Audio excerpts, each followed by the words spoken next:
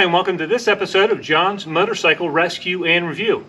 Today we are going to be tackling what can be a really scary job, but really it's not a difficult job at all.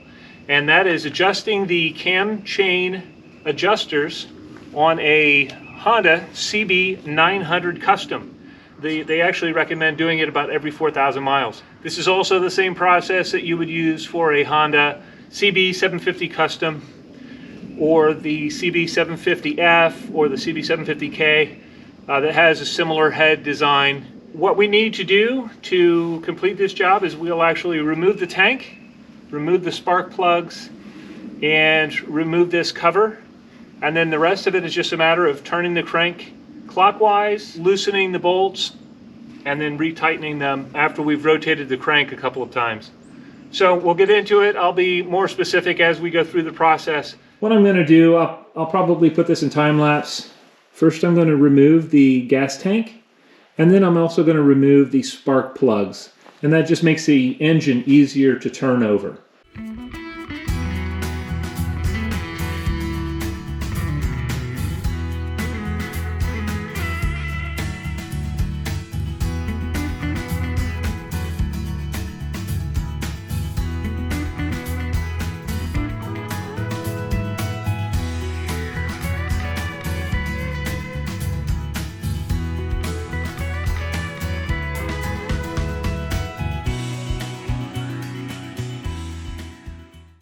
Now that the spark plugs are out and the gas tank is off, we can go ahead and remove this cover.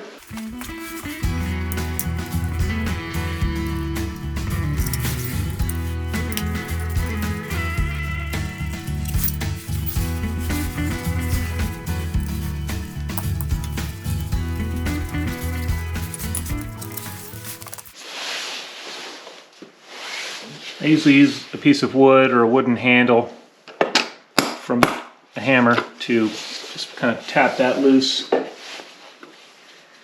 And there's a wire coming in underneath that, and it is in a clamp. And what I'm going to do is just loosen the clamp here with a screwdriver so that I can give a little bit more freedom here when I pull the cover off.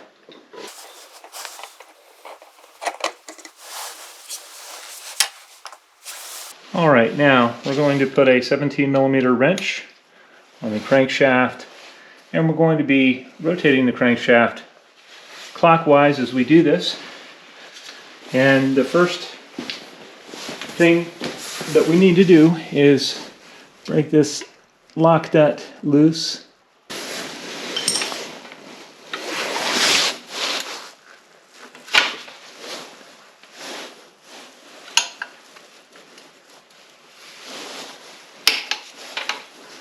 Alright, now I'm going to loosen this lock nut a little bit so that I can tighten down 10mm. I've got a little bit of room there. Okay. And what I'm going to do first is loosen up the 10mm.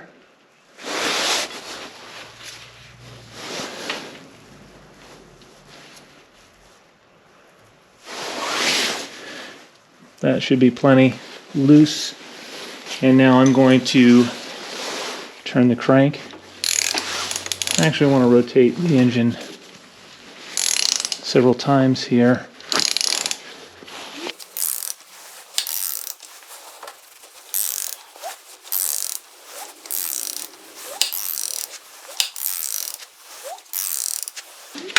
The manual recommends 4 or 5 times, so I actually want the crank to go completely around 4 or 5 times, and then I'm going to start tightening up the 10mm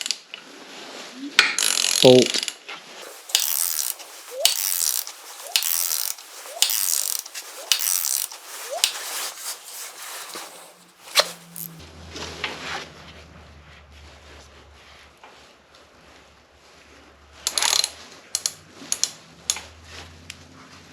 Now the manual says to turn this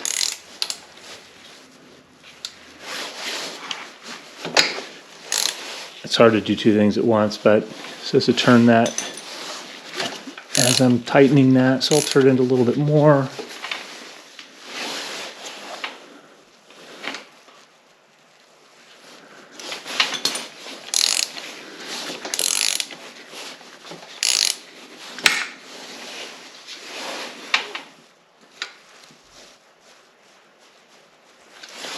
All right, you just want to snug down the 10mm bolt here. You don't want to over tighten it. So it is tight. I'm going to just rotate the crank a couple more times.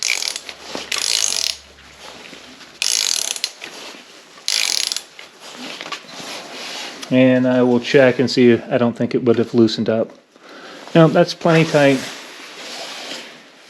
And I will go ahead and tighten up this lock nut.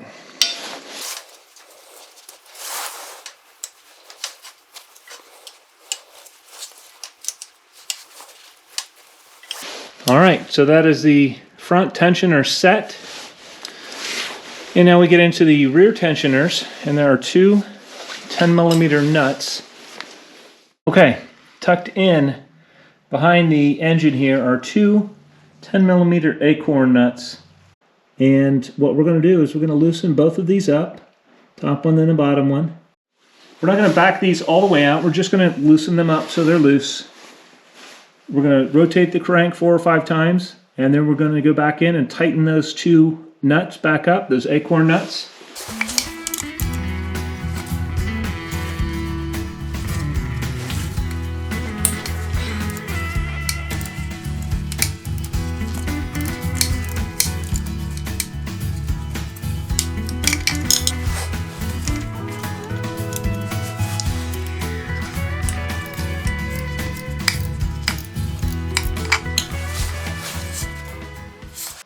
Okay, those were a little bit tight, but I was able to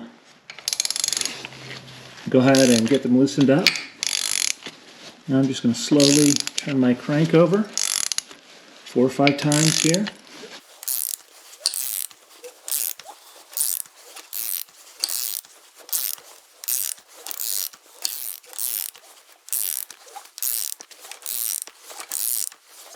So now I'm going to go back in and tighten those two nuts up, and we'll be done. It is easier to get to those from the kickstand side of the motor. They're not too difficult. I've got a ratcheting box end wrench, and that works really well.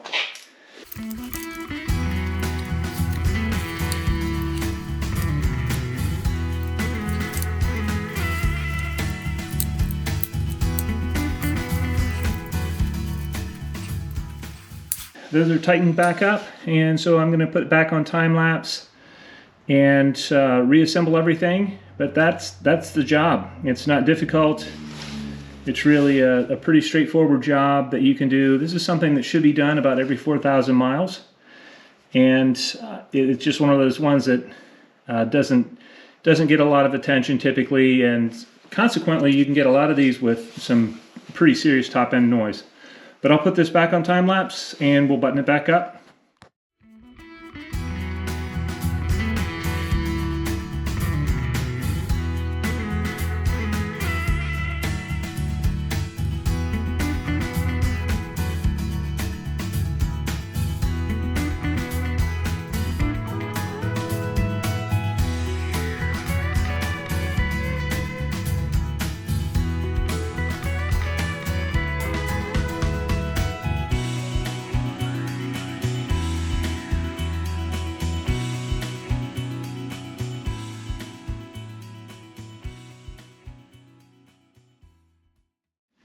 All right, I hope you found this video helpful, informative, and entertaining.